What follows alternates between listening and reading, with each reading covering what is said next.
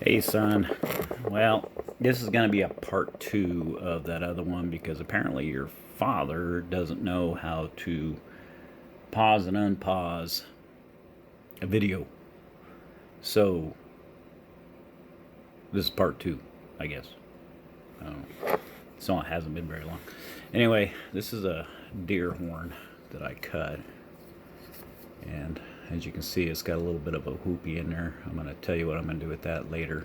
Right now, this is actually the piece of metal that I was showing you, and I got it all kind of sanded down. It's still a little thick, so I'm going to have to do a lot more sanding. But what I'm going to do right now is I'm going to draw out a pattern to incorporate this into that to make a knife for Jeff Ironcloud.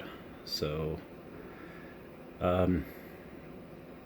I'll draw something up real quick, and then I will show you what I got drawn up, and hopefully it turns out. I think it'll turn out pretty cool, actually. The way I think I got enough material here to do it.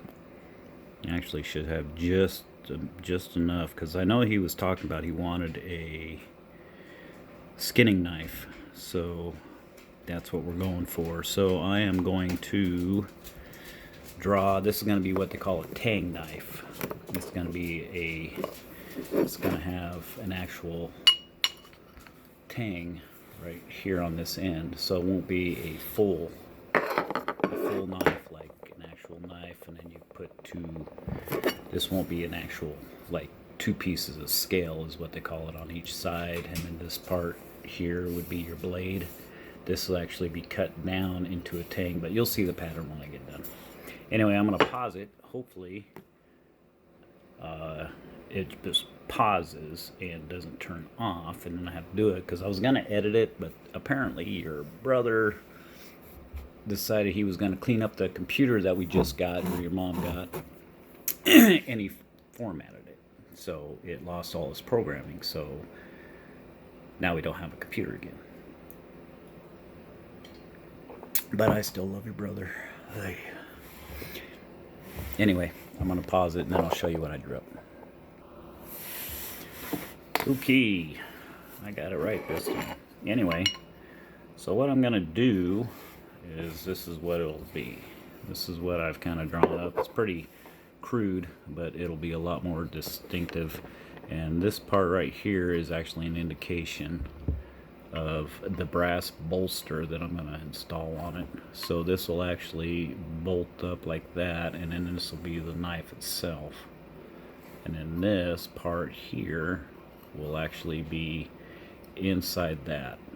So I'll drill a hole through that to install this that way, and then right about in there somewhere, I'm going to say, oops, backside, somewhere around in there, I'm going to drill a hole through it, probably two of them, probably one down here, one right there, and I'm going to pin it to keep this tang in here, in this portion here.